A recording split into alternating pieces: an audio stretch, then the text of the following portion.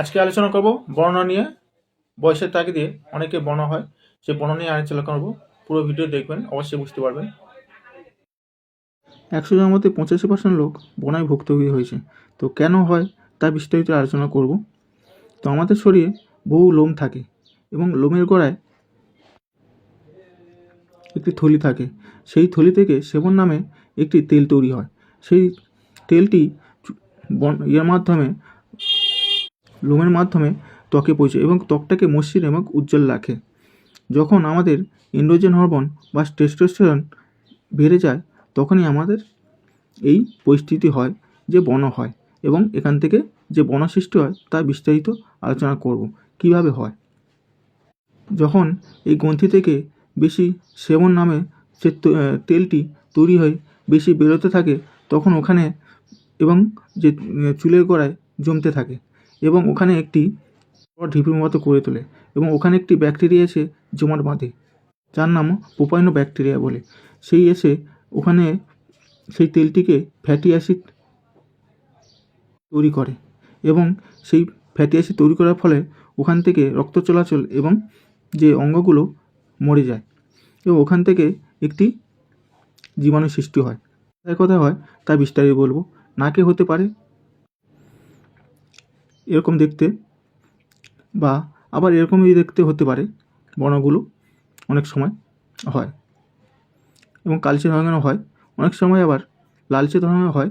এগুলো আবার ভিতরে খুব জ্বালা করে।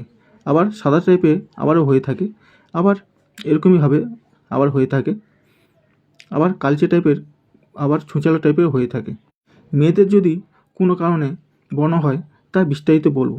তাদের একটাই কারণে, তাদের যদি মেন্সের কোনো প্রবলেম হয় বা বেশ অনিয়মিত হয়, তার কারণেও হয়।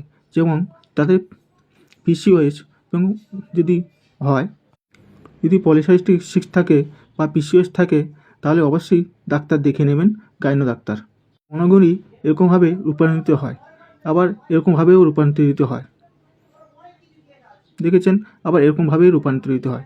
এগুলো এরকমভাবে হতে হতে কোনো দিন বর্ণগুলোকে আপনি হাত দিয়ে টিপাটিপি করবেন না, এতে কিন্তু আরও অনেক অসুবিধা হতে পারে।